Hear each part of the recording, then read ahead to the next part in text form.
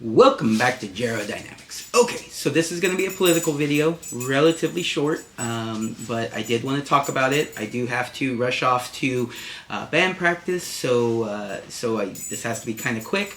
I didn't get everything set up exactly right, so I think the camera looks a little tilted, but just forgive me for that. I just wanted to put this out real quick. Again, political video. Joe Biden has stepped down from the campaign. He is no longer going to seek re-election, and he will not be the Democrat Party's nominee for the presidency. And so that has happened. That is official.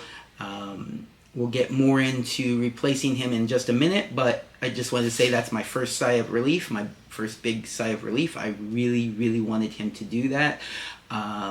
I just did not feel like he was competent enough to be president.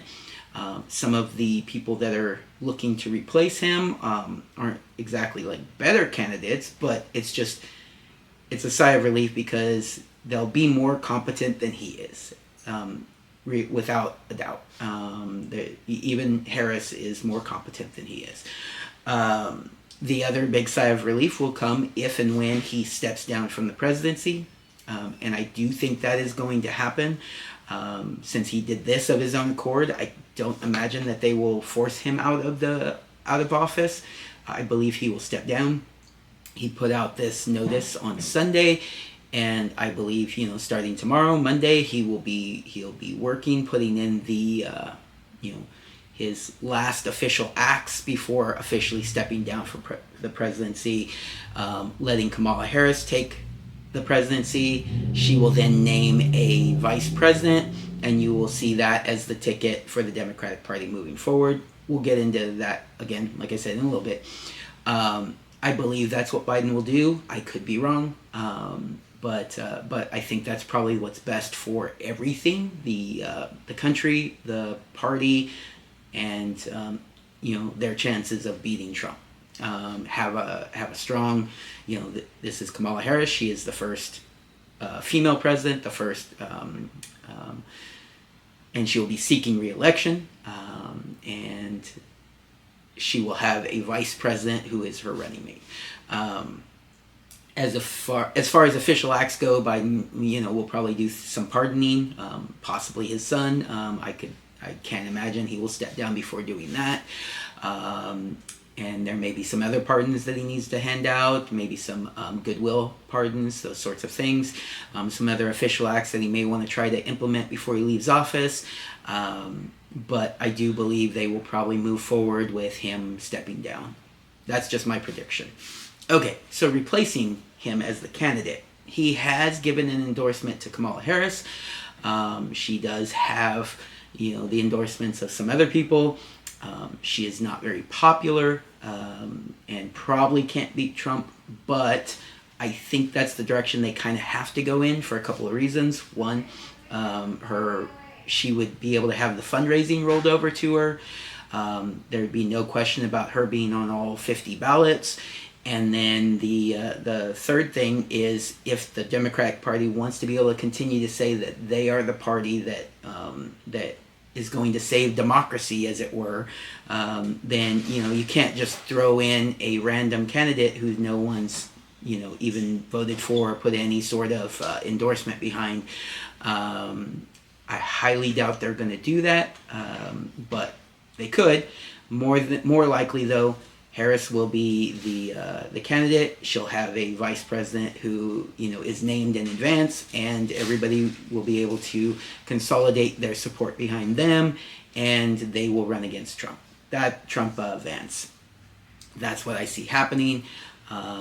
Is there a possibility there may be a fight at the Democratic convention or Democrat convention? Possibly. There's still Gavin Newsom.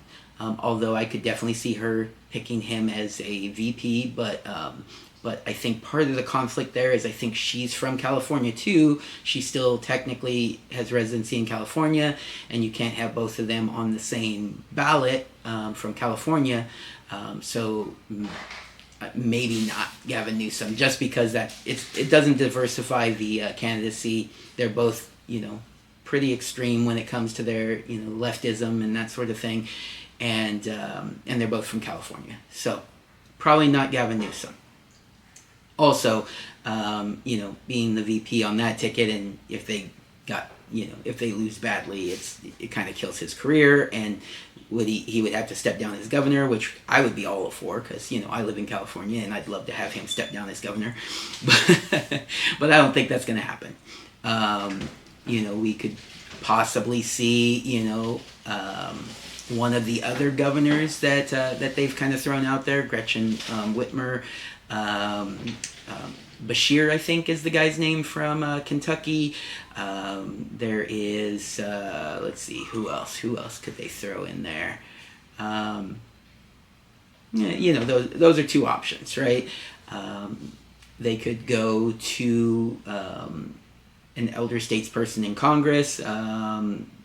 They could pick someone super young Kamala Harris is pretty young too, but they could go with someone super young as the vibrant VP candidate.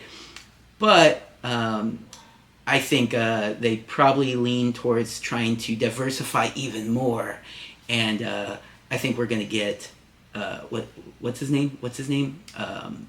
Booty Juice. Yes, as Biden calls him, Booty Juice. That's probably who they're going with. But we'll see.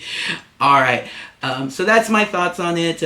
Could someone try to take that position? Sure. It's a long shot. Lots of negatives to it. But more than likely, we're going to see Kamala as the candidate with a new vice president nominee.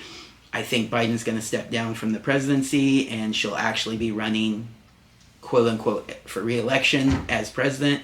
That's what I see happening. Oh, by the way, if you didn't know, because it's after the midpoint of the term in office, she technically could finish up this term and then run for 2 more terms. So, even though she would be president until the end of this term, that doesn't take away her right to run for 2 more elections. So she would be president for like 8.5 years, longest since FDR. None of that's going to happen, but she could. All right, everybody. Let me know what you guys think. Take care. Have a good day.